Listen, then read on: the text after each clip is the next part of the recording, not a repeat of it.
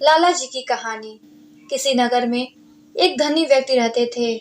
उनका नाम लाला जी था, किंतु उनकी कंजूसी के कारण लोग उन्हें लाला जी कहकर पुकारने लगे। लाला जी जब बूढ़े हो गए तो एक दिन उन्होंने मन में सोचा, सारा जीवन पैसा कमाने में खप गया। अब तक दान, धर्म और पुण्य का कोई काम नहीं किया, इसलिए मरने के पहले कुछ करना चाहिए। किसी से सुना था कि अंतिम समय में गाय का दान करने से सभी पाप मिट जाते हैं और मनुष्य सद्गति को प्राप्त होता है।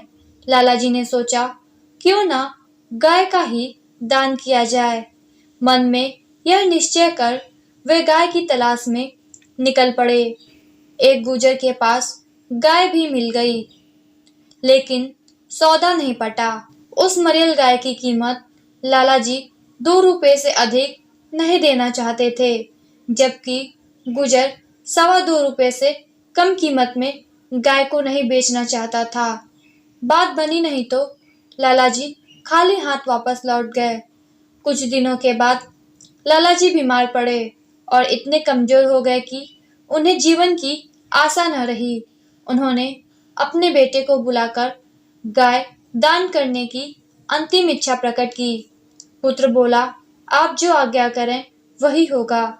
गाय के अलावा अस्त्र वस्त्र सोना चांदी।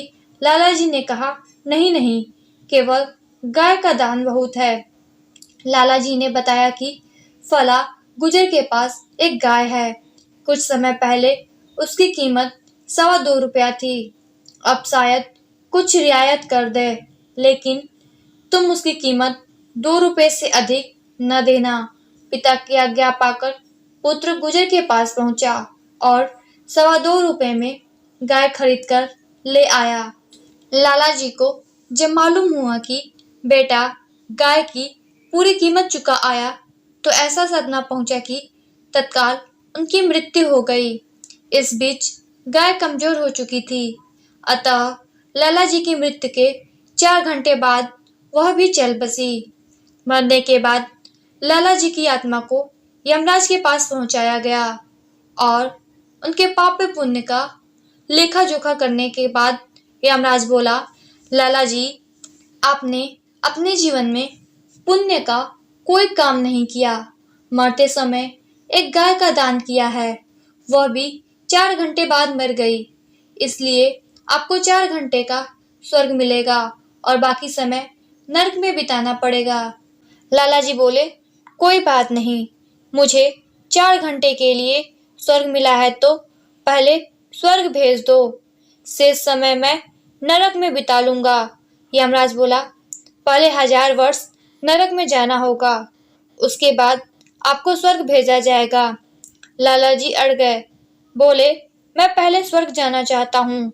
यमराज ने डपटते हुए कहा, स्वर्ग पहले नहीं, पहले नरक की हवा खाओ, यही हमारा नियम है। दोनों में वाद विवाद चल रहा था कि पैने सिंह वाली गाय भी वहां आ पहुंची और लाला जी के पास खड़ी हो विनम्र स्वर में बोली, मैं आपका कमाया हुआ पुण्य हूँ, इसलिए 4 घंटे के लिए आपकी सहायता करने आई हूँ। आप आज्ञा दें कि मैं आपकी क्या सेवा कर सकती हूँ। गाय को अपना सहायक पाकर लाला जी को साहस मिला। बोले, यह यमराज मेरी बात नहीं मानता, पहले मुझे नरक भेजना चाहता है। यदि सचमुच तुम मेरी सहायता के लिए आई हो तो इस यमराज का पेट फाड़ डालो। सुनते ही गाय अपने पैने सिंह उठाकर यमराज की ओर दौड़ी। यमराज अपना आसन छोड़ भाग खड़ा हुआ और त्राही त्राही करता हुआ ब्रह्मा के पास जा पहुंचा। यमराज को भयभीत हुआ देख ब्रह्मा जी मन ही मन शंकित हुए। यमराज ने अपने भय का कारण उन्हें बताया और अपनी रक्षा के लिए हाथ फैला दिए।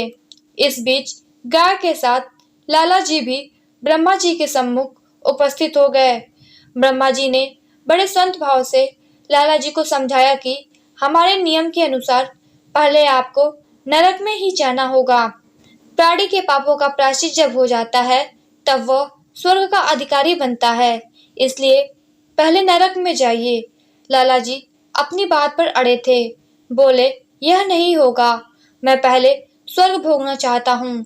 ब्रह्मा जी ने क्रोध में आकर डपट दिया, तुम्हारे लिए हम अपने नियमों का उल्लंघन नहीं कर सकते। जीवन में तुमने थोड़ा सा पुण्य किया है और 4 घंटे के लिए स्वर्ग की प्राप्ति कर सकते हो, जबकि हमारे पास ऐसे जीवों की कमी नहीं है जो जीवन भर पुण्य कमाते रहें। उन्हें भी पहले नरक में भेजा जाता है, बाद में स्वर्ग की प्राप्ति होती है, इसलिए पहले नरक जाओ। बात बढ़ी तो लाला ने गाय की तरफ देखा। बोला, यह दुष्ट भी मेरी बात नहीं सुनता, इसलिए जरा इसकी भी खबर लेना। ब्रह्मलोक में हलचल मच गई। अपनी प्राण रक्षा के लिए ब्रह्मा भी त्राहि त्राहि करते हुए विष्णु लोक पधारे और सारा वृत्तांत कह सुनाया। विष्णु ने भी लाला जी से वही निवेदन किया। बोले, यह संभव नहीं हो सकता। नियमों का पालन देवता और दानव दोनों के लिए जरूरी है। इनकार करने पर लाला जी ने विष्णु महाराज की मरम्मत करने के लिए गाय को आदेश दिया। ब्रह्मा, विष्णु और यमराज तीनों अपनी जान हथेली पर रखकर भागे और कैलाश पहुंचकर भगवान शंकर को जगाया। अचानक इन लोगों के आने का कारण जानकर भगवान शंकर को दुख हुआ। उन्होंने भी लाला जी को वह निर्णय दिया जो यमराज, ब्रह्मा और विष्णु दे चुके थे। इस बीच गाय का समय समाप्त हो गया। वह वापस लौट गई। अब लाला जी असहाय हो गए।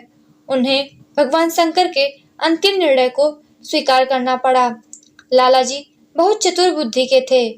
चलने के पहले तीनों देवताओं के आगे हाथ जोड़ खड़े हुए और अपनी दृष्टता के लिए क्षमा याचना करते हुए बोले, यमराज, आप तीनों देवता महान हैं। अपनी पुण्य प्रताप आंखों से मैंने आप लोगों के प्रत्यक्ष दर्शन प्राप्त कर लिए। जो दर्शन बड़े बड़े ऋषि मुनि, संत, साधु और भक्तों को कठिन तपस्या के बाद मिलते हैं, वह मैं आसानी से कर पाया हूँ।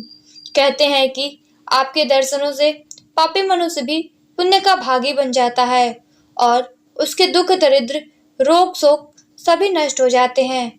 अगर यह बात सच है तो आपके दर्शन करने के बाद अब मेरे कौन से पाप बच गए हैं जिनके कारण मुझे नरक जाना जरूरी है। सुनकर देवताओं ने आपस में विचार किया। लाला जी ठीक कह रहे हैं। यदि अभी इन्हें नरक भेजा जाता है तो हमारे दर्शनों का कोई मूल्य नहीं रहेगा। सोचकर बोले, तुम ठीक कहते हो। हमारे दर्शनों से तुम्हारे पाप छूट गए हैं। अब तुम नरक के अधिकारी नहीं। यह कहते हुए देवताओं ने लाला जी को हमेशा के लिए स्वर्ग में रहने की अनुमति दे दी। दोस्तों, आपको यह कहानी कैसी लगी नीचे कमेंट करके हमें जरूर बताइएगा।